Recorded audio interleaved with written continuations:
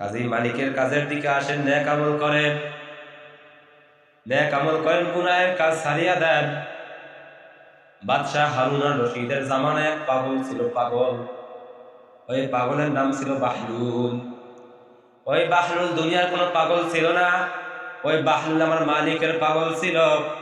ওই বাহলুল মনে মনে চিন্তা করতে লাগলো, বাদশাহ হারুন আর রশিদকে কেমনে দিনের দাওয়াত দেয়া যায়।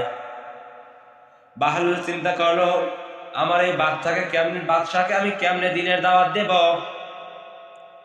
বাদশার কাছে আমি কেমনে দিন পৌঁছাইব। আমি তো পাগল মানুষ, ভিক্ষুক মানুষ।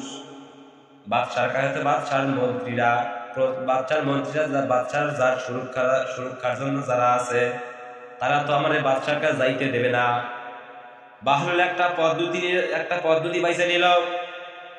আমাদের এলাকায় দেখা যায় ফেরিওয়ালারা আসে, ডাক দিয়ে বলে, আমার কাছে এই অমুক জিনিস তোমরা কিনবা নাকি। ওই বাহলুল একটা মাইক নিয়া বাদশার রাজবাড়ির দরজার সামনে যাইয়া ডাক দিয়ে বলে, আমি এমন একটা জিনিস বিক্রি করি, যে জিনিসটা তুমি কিনলেও শেষ হয়ে যাইবে, না কিনলেও শেষ হয়ে যাইবে।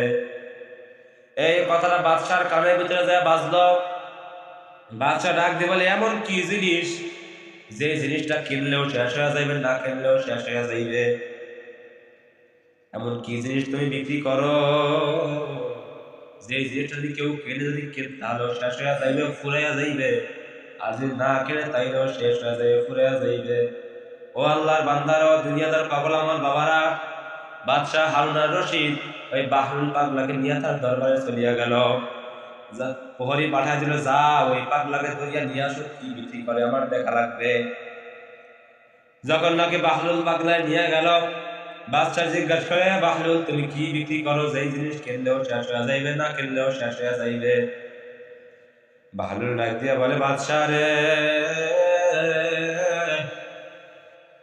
আমার তো বিক্রি করার উদ্দেশ্য না, আমার উদ্দেশ্য আপনার কাছে দিন পৌঁছানো।